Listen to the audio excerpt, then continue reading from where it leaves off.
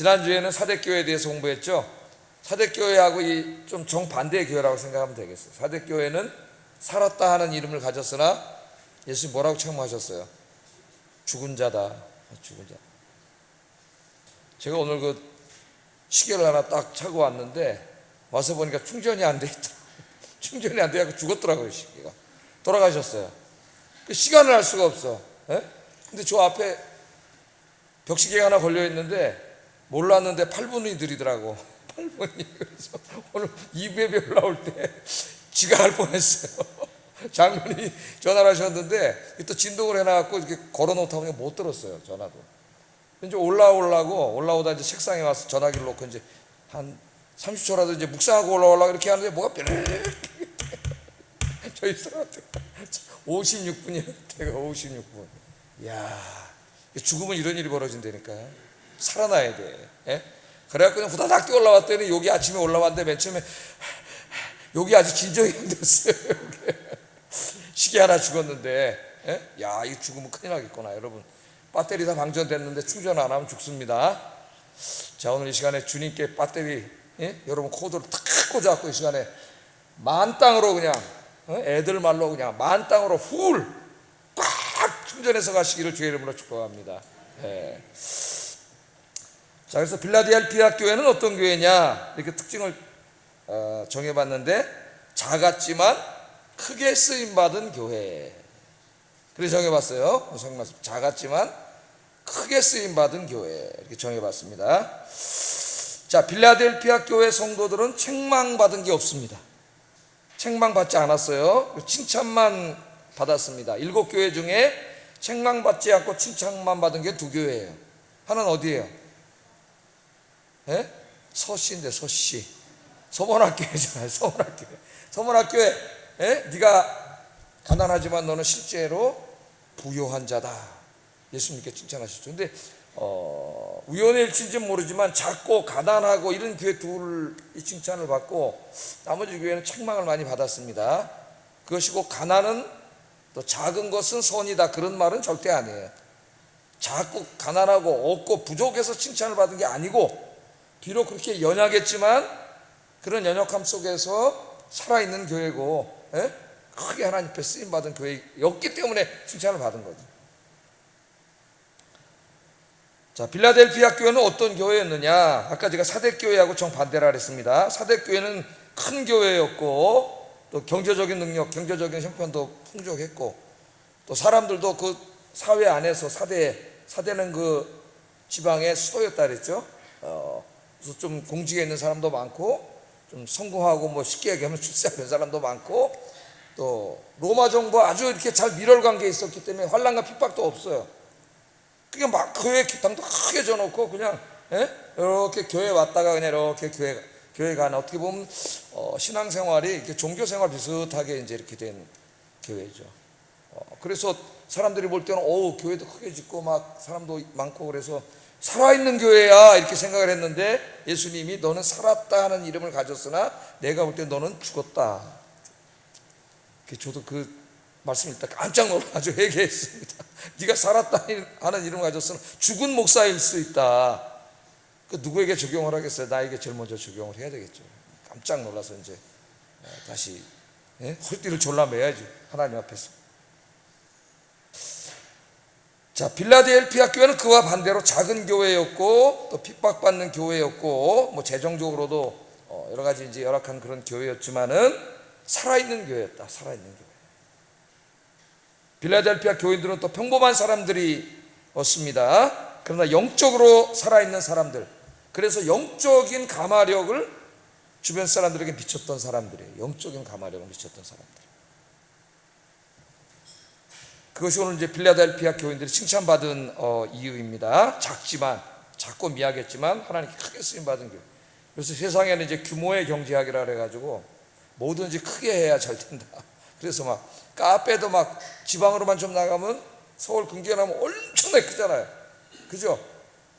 지지난 중간은 제가 한번 이렇게 뭘 보다가 핸드폰으로 보다 보니까 우리나라 기네스북에 오른 카페가 있더라고. 우리나라에 가보셨나요? 내가 또 광고해 주네. 이 카페 안 가봐도 됩니다. 2천 몇백 석이래. 좌석이 2천 몇백 석. 야, 이렇게 큰 카페가 있다고? 보니까 김포더라고요. 그래서 내가 핸드폰으로 딱 저 맵으로 쳐보니까 30분 걸리더라고, 우리 집에서. 그래서 월요일 내가 한번 가봤다는 거 아닙니까? 지나중가 지나중가 한번 2천 몇백 석이라 그래서 가봤는데, 크긴 큰데 진짜 공간이 이렇게 큰 거보다는 그 공간을 전부 의자로 채워놨더라고요. 요런 방 저런 방 저런 방 해가지고 채워놨는데, 하여튼 사람들이 많이 오는데, 아주머님들이 많이 오시는데, 그 빵이 유명해. 빵 보니까 하여튼 나는 아주머니들이 그렇게 빵을 많이 먹는지 처음 알았어요. 거기 가서 한 2명이 앉아있는데 이만한 쟁반에다가 빵을 이만큼 싸놓고, 우리 사람 저거 다 먹어? 우리 사람 나는 한 반 개씩밖에 안 먹기 때문에 이만큼을 싸놨는데 하나 사 먹어봤더니 진짜 맛있더라고요. 그러니까 막 규모의 경제 막 크잖아요. 막 크게, 한동안 교회도 이제 크게 지면은 사람들이 온다 해가지고 막 빚을 내서 막 크게 막 졌죠. 그래서 성공한 것도 사실이에요. 와, 교회 크다 그러면 사람들이 일단 큰 교회로 몰려가기 때문에. 근데 뭐 그거 나쁘다는 건 아닙니다. 뭐 교회 크게 지는 게 나쁜 건 아니죠. 자, 부흥해서. 근데 이제 핵심은 거기에 있지 않고 그 교회 안에 있는 성도들의 신앙 상태에 있다는 게 우리 예수님이 오늘 칭찬해 주신 이유예요. 자, 그럼 먼저 빌라델피아 교회에게 제일 먼저 뭘 보여주세요? 이야기하기 전에 예수님의 어떤 모습, 1장에 나타나신 부활하신 예수님의 모습 중에서 한 부분을 보여주신다 그랬죠, 항상. 근데 그 부분은 그 교회 상황과 밀접하게 관계가 있다 그랬어요. 오늘은 어떤 모습을 보여줬느냐, 빌라델피아 교인들에게는 7절 한번 읽어보겠습니다. 시작.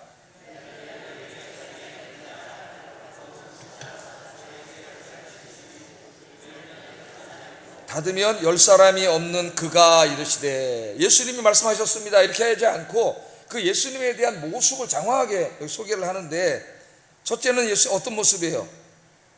거룩하고, 거룩하다, 거룩하다 이렇게 얘기했습니다. 거룩은 누구의 속성입니까? 우리 인간이 거룩한 사람은 없죠. 하나님의 속성이에요. 하나님의 속성. 그래서 이제 하나님의 속성에 거룩하다, 하나님 거룩하다 이렇게 얘기하는데, 그때는 두 가지 의미가 있다 그랬습니다. 하나는 존재론적인 의미가 있다 그랬어요. 그래서 하나님은 초월하신 하나님이라, 이 창조하신 피조 세계를 초월하신 창조주 하나님, 그것을 나타낼 때 거룩하다 그래요. 또 하나는 이제 우리 인간과 관계에서 하나님의 속성을 말할 때 또 하나의 거룩은 도덕적인 거룩이라 그랬죠. 죄와 상관없는 도덕적인 거룩. 그래서 하나님 우리에게 거룩하라 할 때는 첫 번째 의미, 존재론적 의미는 아니에요. 물론 그런 의미도 있을 수 있겠지만 우리 인간에게 하나님이 우리가 될 수는 없지 않습니까?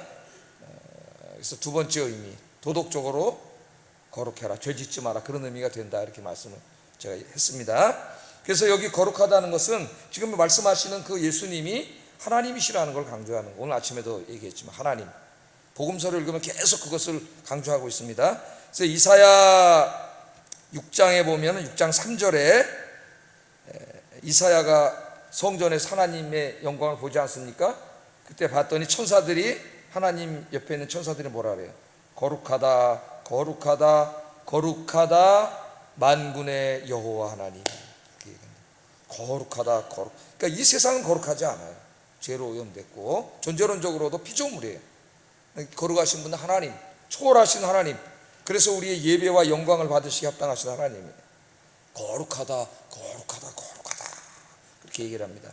이 똑같은 얘기를 요한계시록 4장에서, 이사야 6장은 이사야가 성전에 기도하러 들어갔다가 환상을 본 거고, 여기 이제 요한계시록 4장 우리가 앞으로 공부하겠지만 여기는 성령님께서 어떻게 돼? 사도 요한 환상 중에 데리고 가셔서 천상을 보여주신 거죠. 똑같은 거예요. 그러니까 똑같은 걸 본 거예요. 거기서도 뭐라고 노래하고 있어요? 천사들이 밤낮 쉬지 않고 찬송을 부르는데 주제는 거룩이에요. 거룩하다, 거룩하다, 거룩하다 똑같이 하잖아요. 거룩하다, 거룩하다, 거룩하다. 주 하나님 그 전능하신 이여, 이전에도 계셨고 이제도 계시고 장차 오실 자라. 뭐 이거 제가 설명 안 해도 여러분 아시겠죠? 장차 재림하실 예수님 찬송. 근데 예수님께 뭐라 그래요? 거룩하다, 거룩하다, 거룩하다. 이사야가 봤을 때 그 하나님께 거룩하다, 거룩하다, 거룩하다 했던 찬송을 부활하신 예수님께 거룩하다 똑같은 찬송을 하고 있으니까 여기 예수님이 바로 하나님이시라는 것을 강조하고 있습니다. 자, 그 다음에 이제 보면은 예수님이 다윗의 열쇠를 가진 분, 열면 닫을 사람이 없고 닫으면 열 사람이 없는 분으로 소개하고 있습니다. 이제 구약적인 배경이 있는데 또 얘기하면 상당히 설교가 길어지기 때문에 그건 생략을 하겠어요. 그러니까 예수님께서 이것은 천국에 대한 절대적인 권한을 가지고 계시다는 말이에요. 천국의 열쇠를 누가 갖고 계세요? 예수님이 가지고 계시죠. 크롬린이라고 하는 사람이 쓴 소설을 보면 천국 열쇠라는 책이 있지 않습니까? 천국 열쇠. 또 그 얘기하면 길어지는 것 같지는 않겠어요. 여기 보면 예수님이 천국의 열쇠를 가진 자, 열면 열리고 닫으면 다시 열 자가 없어요. 열면 닫을 자가 없고. 그러니까 우리가 천국에 가는데 절대적인 권한을 가지고 계신 분이다, 예수님께서. 예수 믿고 구원받아야 천국에 간다 그런 말이죠. 그런데 이것은 이제 이 빌라델피아 교회 상황과 연관이 있습니다. 빌라델피아 이 사람들 중에 상당수가 유대교도였어요. 유대인들이었는데, 자, 이 유대인들이 예수님을 믿게 됐습니다. 예수를 믿는다는 이유 때문에 유대 공동체와 가족으로부터 쫓겨났어요. 그러니까 유대교에서 예수님을 믿으면 요한복음에도 나오죠. 가족 쫓겨났습니다. 지금 이슬람교 다니는 사람이 예를 들어서 기독교로 개종하면 죽을 수도 있어요. 아버지한테. 집에서 쫓겨나고 못 들어가요. 그러니까 집에서도 쫓겨나고 그 다음 유대 공동체에서도 쫓겨나 먹고 살 길이 묘연해졌다는 거예요. 이 당시에 성도들이 다 비슷한 일들을 겪었어요. 그렇게. 그래서 쫓겨났어요. 삶이 아주 힘들게 됐어요. 먹고 사는 길도 어렵게 되고. 그런데 오늘 예수님이 다윗의 열쇠를 가지신 분으로 나타납니다. 유대 공동체에서 쫓겨났는지는 모르지만은 그들은 이제 어디의 백성이 됐어요? 천국 백성이 됐어요. 할렐루야. 천국에서 그들을 쫓아낼 사람은 아무도 없습니다. 하나님께서 주님 때문에 고난당한 그들을 천국으로 인도해 주시는 그런 모습으로 보여지고 있는 거예요. 예수님이 누구냐? 하나님이신데 그분은 손에 천국 열쇠를 가지고 계시. 열면 닫을 자가 없고 닫으면 열 자가 없어요. 그분이 지금 예수님 때문에 가족으로부터 공동체로부터 쫓겨나서 고난당하고 있는 그 사람들에게 이 모습으로 보여줬다는 것은, 니네 인간으로부터는 사회에서 쫓겨나고 집에서 쫓겨났지만 하나님 나라에서는 절대 쫓겨나지 않는다. 얼마나 위로가 되겠습니까? 우리의 진정한 위로는 이 땅의 것에는 없어요. 일시적인 위로는 될 수 있지만은 이 땅의 것으로는 궁극적인 위로가 되지 않아요. 우리가 믿음을 하나님께 소망을 둘 때 이 궁극적인 위로를 받을 수가 있어요. 그러면 흔들리지 않아. 그게 흔들리는 것이 아니기 때문에. 자, 이런 모습으로 나타납니다. 그리고 이제 빌라델피아 교회 성도들은 예수님을 위해 모든 것을 잃어버릴 정도로 믿음을 지켰고 또 적극적인 신앙생활을 했습니다. 그래서 예수님께서 빌라델피아 교회 성도들을 칭찬해 주셨어요. 책망이 없어요. 책망할 게 없어. 이렇게 어려운 가운데도 너무나 열심히 신앙생활하고 또 영적으로 살아있고 전도도 열심히 하고 이랬기 때문에 책망할 게 없어요. 칭찬만 해주셔요. 8절 하반절 한번 읽어보겠습니다. 시작.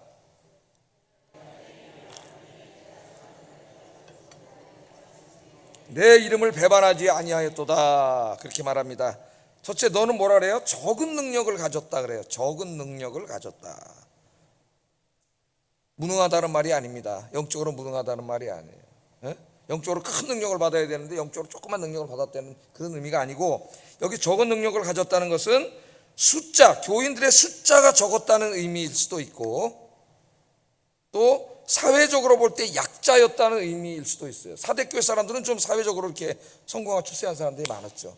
사회적으로 약자였다는 의미도 일 수 있는데, 이 본문 안에를 보면 두 가지가 다 포함된다고 할 수가 있겠습니다. 그러니까 빌라델피아 교인들은 사회적, 사회 경제적으로 볼 때에 그 사회 안에서 좀 약한 사람들이었고, 그 다음에 그 교회에 나오는 교인들의 숫자도 그렇게 많지 않았다는 거예요. 그러니까 작은 교회였다는 거예요. 작은 교회. 그런 의미가 여기 다 있어요. 빌라델피아 교회는 이제 작은 교회였고, 정치적 사회적으로 사회에 이렇게 인간적인 영향을 미칠 만한 그런 사람들도 없는 그런 교회였습니다. 그다음에 그러다 보니까 뭐 경제적, 재정적인 능력도 뛰어나지 않겠죠. 교회 돈이 많으면 부시고 새로 짓고 막 더 크게 짓고 막 근데 교회 운영해 나가기에도 정말 빠듯해서 이 목사가 이거 어떡하지? 이렇게 생각하는 그런 교회였다는 거예요. 그 교회가. 그러니까 사대교회하고는 정반대죠. 거기는 돈도 있고 사람들도 많고 사회적으로도 성공하고 출세하고 있는 사람들이 있는데, 그 사람들은 죽은 교회예요. 죽은 교회.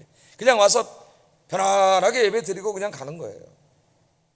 제가 이제 수요일 날 그런 얘기를 했는데, 케제만이라고 하는 독일의 신학자가 있는데 우리나라에는 로마서 주석으로 유명합니다. 로마서 주석 번역이 돼 있는데 목사들은 잘 안 볼 거예요 아마. 근데 이 케제만이 독일의 나치 때 그 나치에 끌려가가지고 나치를 반대하다가 이 신학자가 이제 고통도 많이 당하고 그랬어요. 그래서 나치를 제일 싫어해. 독재자들을 제일 싫어하고. 두 번째 싫어하는 게 뭐냐면 그 사회가 그 모양이 됐는데도 그 독일 사회를 바로잡으려고 노력하지 않는, 그리고 개인적인 경건만 추구하는 그 중산층의 그리스도인들을 너무 증오했어요. 이게 아무 일도 하지 않는, 그냥 문화야, 교회가 그냥 왔다가 아무 일도 하지 않는 걸 제일 증오했다 그래요. 오늘 한국 교회를 보면 또 어떻게 할까, 그런 생각을 제가 갖게 되었습니다. 자, 세상의 시각으로 보면 빌라델피아 교회는 아무 일도 할 수 없을 것 같은 교회, 사대 교회는 많은 일을 하고 있는 것 같은 교회로 보여졌는데, 우리 예수님의 평가는 전혀 다르다는 거예요. 전혀 다르다. 이 빌라델피아 교회 사람들은 한 사람 한 사람이 성령 충만한 사람이었다 이거예요. 성령 충만한 사람. 오늘 지금 여기 한 100여 명의 예배를 드리고 있는데, 여러분들 한 사람 한 사람이 어떤 사람이냐가 중요한 것이죠. 한 사람 한 사람. 성령 충만한 여러분들 되시기를 주의 이름으로 축복합니다. 배터리 다 떨어져가지고 아까 제가 여기 시계가 시커멓게 죽어 있는, 보이지가 않아 하면 다 죽어버려가지고 아무리 눌러도 그런 사람 되면 안 되겠죠. 살아서 막 움직이는 사람이 돼야 되겠죠. 자, 예수님이 뭐라고 칭찬해 주시느냐? 네가 적은 능력을 가지고도 내 말을 지키고 내 이름을 배반하지 않았다, 그렇게 말합니다. 내 말을 지키고 내 이름을 배반하지 않았다. 저기 이제 내 말을 지켰다는 말은 10절에서 좀 자세하게도 설명을 하는데, 네가 나의 인내의 말씀을 지켰다 그래요. 인내의 말씀을 지켰다. 여기에 인내의 말씀은 많은 요한계시록 주석가들이 동의하고 있는 것처럼 예수 그리스도의 고난과 죽음을 통한 구원의 복음을 말합니다. 그리스도의 십자가를 통한 구원의 복음을 말해요. 그러므로 인내의 말씀을 지켰다 이렇게 칭찬해 주셨는데, 그 말은 그리스도를 위해 십자가를 지는 삶을 살았다. 그러니까 그 다음에 나를 배반하지 않았다 그 말이다. 그런 의미의 말씀이기도 하고, 동시에 그 십자가의 복음을 증거하는 삶을 살았다. 그러니까 십자가의 원리대로 주님을 배반하지 않고 그렇게 살았다는 것을 의미하기도 하고, 또는 그 생명을 주는 십자가의 복음을 증거하는 삶을 살았다, 그런 말이 되는 거죠. 합쳐보세요. 네가 적은 능력을 가졌으나, 교인 숫자도 그렇고 뭐 경제적 재정적으로도 그렇고 사회적으로 이렇게 적은 능력을 가졌으나 너희는 살아있는 성도, 성령 충만한 성도라서 예수 그리스도의 십자가가 가르치는 삶을 살아냈고, 삶으로 그 다음에 그 십자가의 복음을 증거하는 데 열심히 살았다, 열심히 증거했다 그 말이에요. 그래서 칭찬해 주는 거예요. 적은 능력을 가졌는데, 사대는 큰 능력을 가졌는데 그렇게 하지 못하고 적은 능력을 가졌는데 그렇게 했다, 칭찬을 하고 있습니다. 아까 서두에 말했듯이 예수 믿는 것 때문에 유대 공동체로 쫓겨나고 핍박을 받고 가정으로 쫓겨나고 막 그렇게 어려운 가운데서도 그런 사명을 잘 감당했다는 거죠. 예수님이 하나님 나라에 대해서 설교하실 때 비유로, 마태복음 13장에 보면 비유로 설명을 하셨어요. 그래서 마태복음 구조를 연구하는 어떤 신학자는 마태복음을 양파 구조라 합니다. 예수님의 탄생과 십자가 죽음이 제일 끝에이고, 그 한으로 핵심적으로는 양파 껍질을 계속 바뀌는 핵심이 나오잖아요. 그 핵심이 마태복음 13장인데 그게 뭐냐면 하나님 나라예요. 하나님 나라, 천국. 근데 천국은 겨자씨와 같고 누룩과 같다 그랬죠.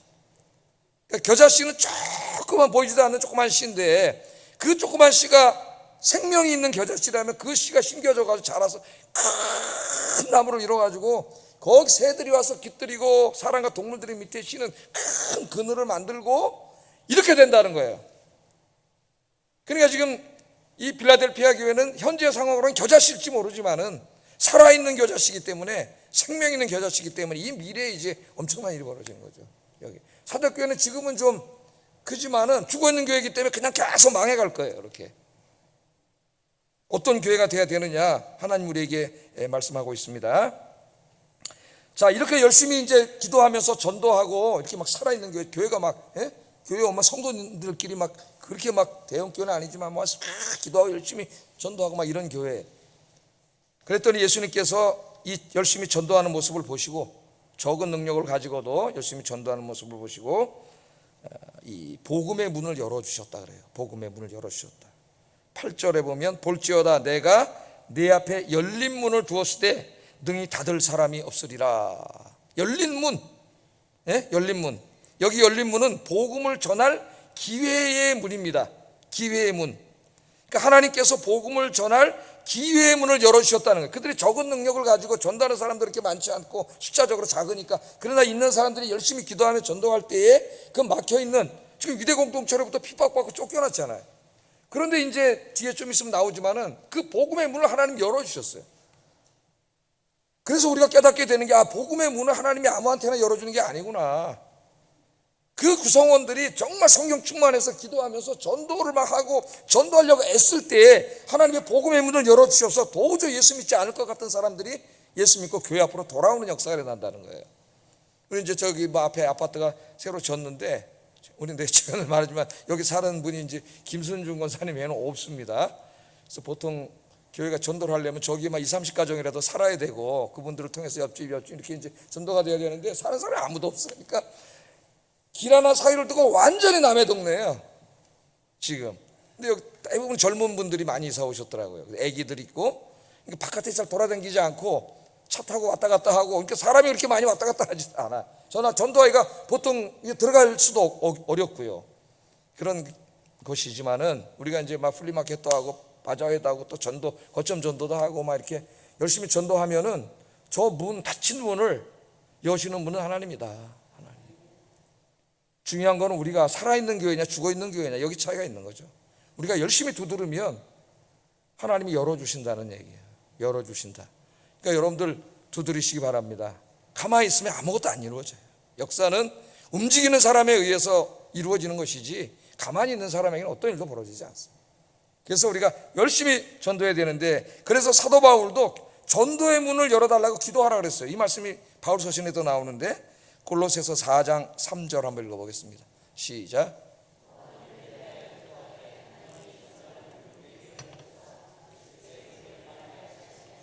내가 이 일 때문에 매임을 당하였노라. 아멘. 그러니까 전도의 문이 쉽지가 않잖아요. 우리가 전도해보지만 전도가 쉽지가 않아요. 현대인들은 더더군다나 마음의 문을 꽉 닫아놓고 있기 때문에, 특히 젊고 좀 엘리트고 이런 사람들은 전도지도 안 받아요. 전도하려고 나갔던 사람들이 무한하게 잘 안 받아. 쳐다보지도 않고 이러고 가고, 그 문이 꽉 닫혀 있어. 사도 바울도 얼마나 핍박을 받았어요. 전도의 문이 꽉꽉 닫혀 있잖아요. 막 아레바하고 언덕에서 사도행전에 보면 거기 끌려가 잘못하면 죽을 뻔했어요. 그런데 전도의 문을, 그러니까 이걸 열어달라고 기도하라 그러잖아요. 기도하라고. 우리가 열 수 있는 게 아니기 때문에 사탄이 고린도후서 10장 4절에 보면 견고한 진을 쳐놨다 그랬어요. 토치카. 이 콘크리트로 그냥 무너지지 않게 꽉 쳐놨다는 거야. 들어갈 수가 없어. 그런데 그 견고한 진을 쳐부수는 게 뭐냐면 기도와 복음의 능력이라 그래요. 기도와 복음의 능력.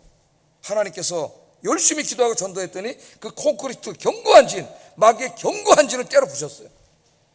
우리 금요일날 요즘은 잘 안 부르는데 옛날에 찬송을 많이 불렀는데 그 찬송 있잖아요. 견고한 진을 파하는 강력이요 강한 군대요, 막 우리가 막 찬송을 부르고 그랬었는데, 그 견고한 진, 저 마귀가 쳐놓은 보이지 않지만 복음이 들어갈 수도 없게 꽉 막아놓은 이 진을 때려 부수는 것은 기도와 복음밖에 없다. 이 빌라델피아 교인들이 열심히 했더니 하나님 그 문을 열어주셨다. 하나님이 활짝 열어주시기를 바랍니다. 그랬더니 어떤 역사가 일어났어요? 9절 놀라운 역사가 일어났습니다. 한번 읽어보겠습니다. 시작.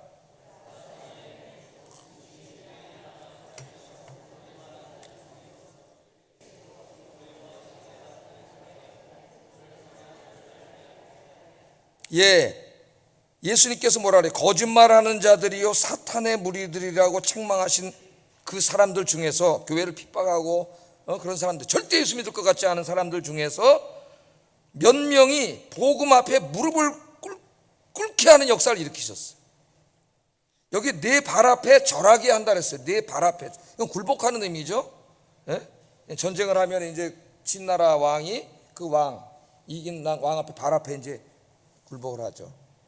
굴복하는 의미예요. 그러니까 이거는 뭐냐면은, 전에는 이 복음을 핍박하던 반대하던 그 사람들, 절대 믿지 않을 것 같은 그 사람들이 주님 앞에 무릎 꿇고 돌아온 거예요. 회심하고 돌아온 놀라운 이야기를 합니다. 사도행전에도 그런 얘기가 있죠.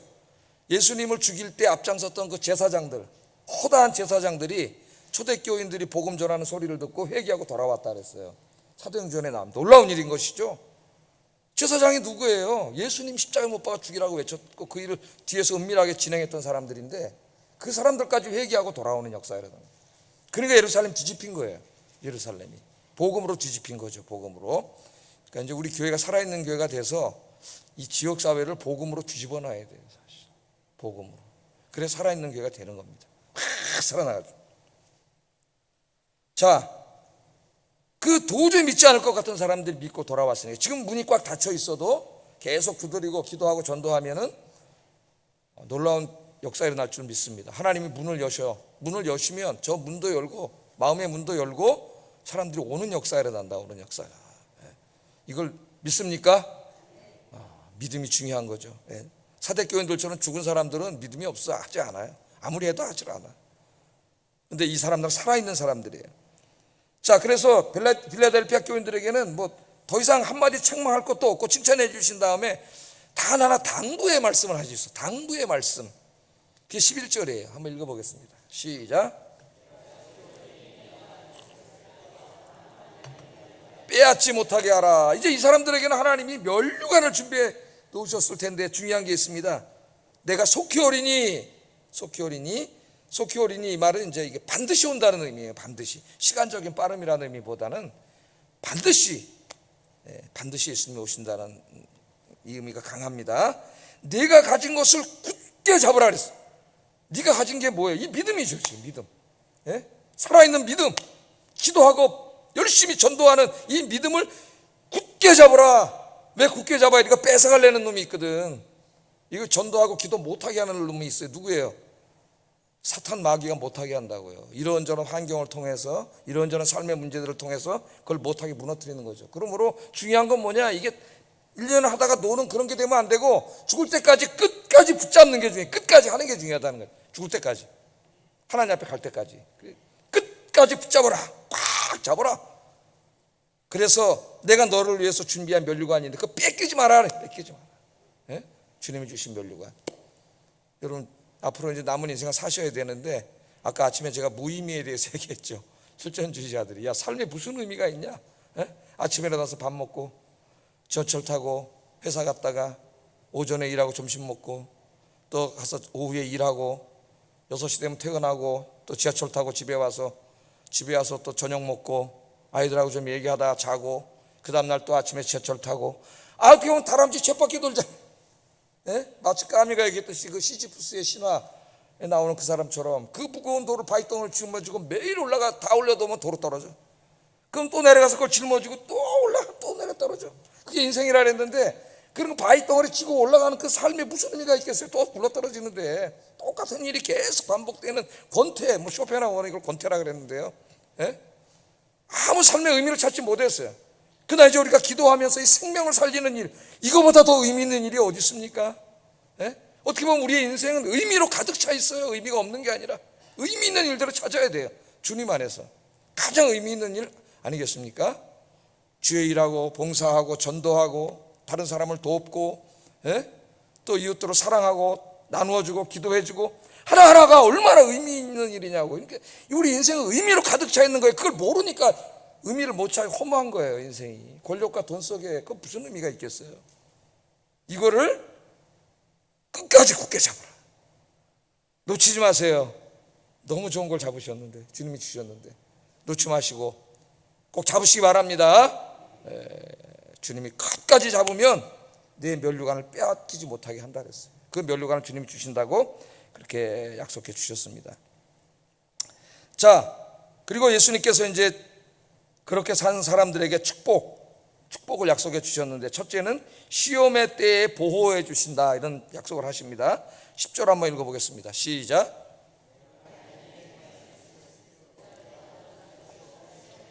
시험의 때를 면하게 하리니 이는 장차 온 세상에 임하여 땅에 거하는 자들을 시험할 때라. 이 당시는 이제 환난과 핍박이 있을 때잖아요. 예수 믿는 게 편안할 때가 아닙니다. 잘못하면 잡혀가서 죽고 매 맞고 이러면서 신앙생활하는 그런 때였기 때문에 이 초대교회 시절에는 이 시험의 때를 말해요. 그런 날이 올 것인데, 이걸 면하게 해준다는 말은 그런데 한 번도 잡혀가지 않도록 지켜준다는 의미는 아니에요. 물론 필요하면 하나님께서 또 구원해 주실 겁니다. 면하게도 해주시고. 그러나 여기에 궁극적인 의미는 뭐냐면은, 그런 시험에 들어가서 감옥에 들어가서 있고 뭐 앞에 진짜 죽을지도 모르는 그런 게 있을 때 이 시험을 면하게 해준다는 말은 그 가운데 믿음을 잃지 않게 해준다는 거예요. 순교를 하더라도 그 순교를 감당할 수 있도록 지켜주신다는 거예요. 그러니까 이제 바울 인생을 통해서 그걸 우리가 알 수 있죠. 바울이 막 열심히 사역할 때, 그때는 바울이 감옥에 들어가도 하나님이 꺼내주시고, 막 돌멩이 때리면 또 살려주시고, 위험해서 건져주시고, 바다에서 건져주시고, 다 건져주셨어요. 그런 의미에서 면하게 해주신다는 의미도 있습니다. 그러나 바울이 이 모든 사역을 다 마치고 이제 로마에 두 번째로 갇혔을 때, 디모데 후서에서는 거기서는 어떻게 해요? 순교해요. 순교하는데 바울이 거기에 대해서 감사하죠. 이제 자기가 알아요. 목이 잘려서 죽을 걸 아는데, 그런데 그때 자기가 믿음을 잃어버리면 어떻게, 너무나 무서워서. 근데 바울이 거기서 확신하잖아요. 나를 끝까지 지켜주시고 천국에 인도해 주실 주님께 감사한다 그러잖아요. 감사한다. 하나님이 지켜주시는 거예요. 끝까지 믿음을 지키게 해주시는 거죠. 그 다음에 두 번째는 이제 궁극적인 축복인데, 성전 기둥이 되게 해주신다 그랬어요. 12절 한번 읽어보겠습니다. 시작.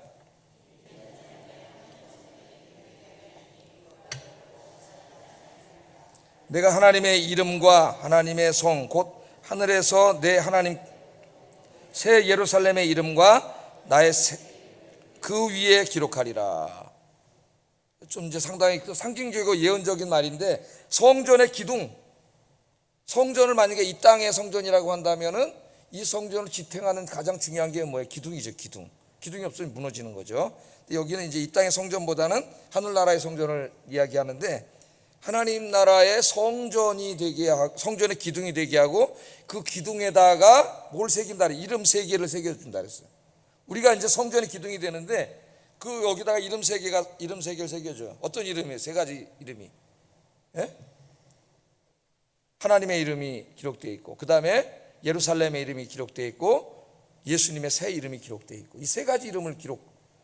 그러니까 여러분 눈에 안 보여도 하나님이 이미 기록해 놓으셨어요. 여기다 딱. 마귀는 알아요. 마귀는 딱 보면 하나님 새 이름이 있습니다. 자, 성전의 기둥이 되게 한다. 이 말은 하나님 나라에서도 기둥 같은 인물이 되게 하신다. 하나님 앞에 소중한 인물이 되게 하신다. 그런 의미고요. 첫째는 하나님의 이름이 기록되는데, 하나님의 이름을 새긴다는 것은 성령이 인치시는 행위입니다. 하나님의 소유, 하나님의 백성, 하나님의 자식, 너는 내 거야. 하나님의 이름이 새겨져요. 그 다음에는 새 예루살렘 이름이 새겨진다 그랬어요. 새 예루살렘은 하나님 나라의 상징입니다. 그러니까 하나님 나라의 시민권을 주는 거예요. 시민. 대한민국에 와서 살려면 뭐가 있어야 돼요? 대한민국 시민권이 있어야죠. 여러분 미국 들어가려면 뭐가 있어요? 미국 비자가 있어야지. 공항에서 못 나가지 바깥으로. 시민권. 여기 딱 써 있단 말이에요. 천국 시민. 하나님의 소유된 백성, 천국 시민. 차창모잖아요. 차창모. 그 다음에 뭐가 있어요? 예수님의 새 이름. 새 이름은 완전한 하나님의 자녀가 되었음을 상징하는 거예요. 그러니까 한마디로 구원받고 영생을 얻는 겁니다. 여기 나머지 축복은 다 똑같아요. 7교회가. 근데 그 교회가 처한 상황에 따라 그 구체적으로 위로해 주는 거죠. 그냥 영생을 받았습니다. 그러면 좀 무미건조할 수 있는데, 이렇게 설명하면 또 막 오잖아. 하나님 나라에 딱 기둥 같은 존재가 되는데, 거의 우리의 보이지 않는 우리의 딱 이마에 하나님의 이름, 새 예루살렘의 이름, 예수님의 새 이름을 딱 새겨줘. 여러분 써 있다니까요. 하여 옆 사람 보세요. 있는지, 써 있는지. 그거 없으면 천국에 못 들어가는 거예요. 하나님이 인치심이 없이는. 귀신은 다 알아. 무당도 진짜 무당을 알아본다 그랬잖아요. 그리스도예요. 귀신은 보거든. 그걸 갖다가 사람은 못 봐도. 이 큰 영생의 복을, 그게 진짜 복이죠. 뭐 몇 년 더 살겠어요, 이 땅에서. 그 영원한 나라의 삶을 소망하면서 빌라델피아 교인들처럼 작지만 크게 쓰임받는 여러분들 되시기를 주의 이름으로 축복합니다. 기도하겠습니다. 자, 두 가지를 기도합니다. 우리 아현교회가 빌라델피아 교회같이 연약하지만은 이 세상을 구원하는 일에 하나님께 크게 쓰임받게 하소서. 두 번째, 나 자신이 빌라델피아 교회 성도들처럼 기도하고 전도하는 영적으로 살아있는 성도가 되게 하소서. 기도하겠습니다.